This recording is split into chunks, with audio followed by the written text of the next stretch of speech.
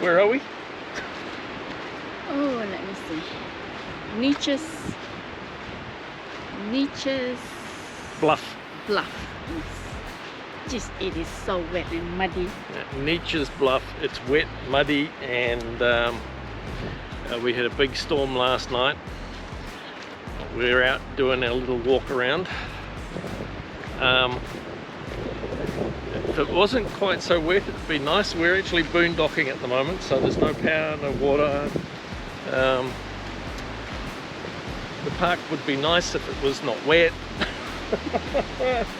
But it's nice to just not do anything, just lounge about.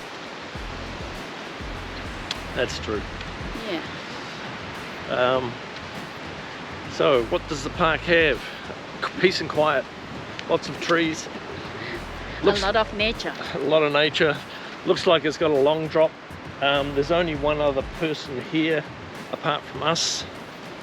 There's a few cars coming in and out. We'll do a little drive around. People just having a look, I think, but not staying. We're staying 2 nights here. We are on the way.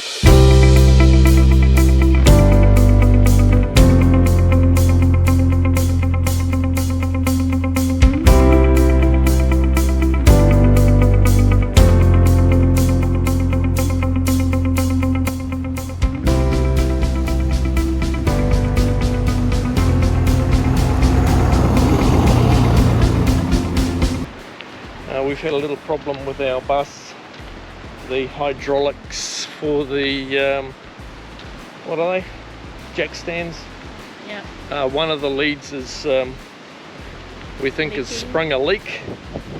And we had this huge, you know, the beeping sound. Yeah. All the way from the last. Beeping at us for 3.5 hours while we were 5 driving. hours. It was 5, was it? Yes. 5 hours. Anyway, nice spot.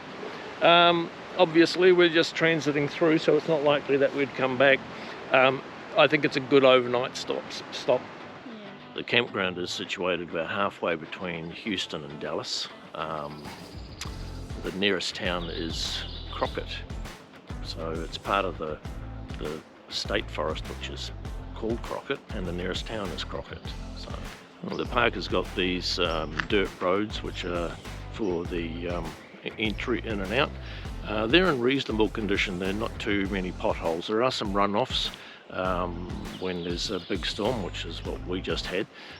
So you need to move from one side of the road to the other side of the road to get through. I did notice that there were some trees that dropped down and been cut away. So accessibility up here was no problem. We had our 38-foot motorhome towing the CRV behind. We found one location which was good for us. I would think that if you've got a motorhome which is not towing something, maybe a C-class, you'd get in here fairly easily, but if you're an A-class like us, you're pretty limited on where you can park. Now we stayed on the main loop because we didn't want to take the big bus up these little tiny roadways. There are people up there that are camped in there as well. They've got tents and things like that, so from that perspective, fairly easy place for you to get in and out of with your car. One thing though, there are no trash receptacles, so anything you bring in you need to take out. At the moment the place is really clean. There's no rubbish lying around anywhere, which is really nice to see. Now the amenities are very limited. There is one long drop toilet, that is all there is here, so you need to bring in all your own water and everything else. It's actually in pretty good condition. It's very clean, but it is a long drop obviously, so you get what you get. And it even has a little area where you can stand out there and have an unobstructed view. Now the park was very quiet. As far as I can tell, there's only 3 of us here in the park. There may be more, but that's all I could see. There's one little B-class, us in our A-class, and some tents, and that's it. So very, very quiet spot, very nice spot.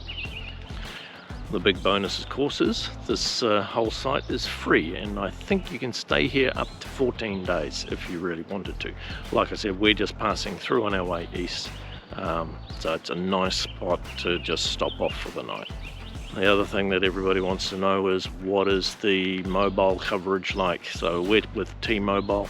We've got 4 bars on 5G, so no issues whatsoever with our mobile reception here. And of course, finally, the burning question, would we come back? Yes, we would, for an overnight stay as we're traveling through, no problem whatsoever.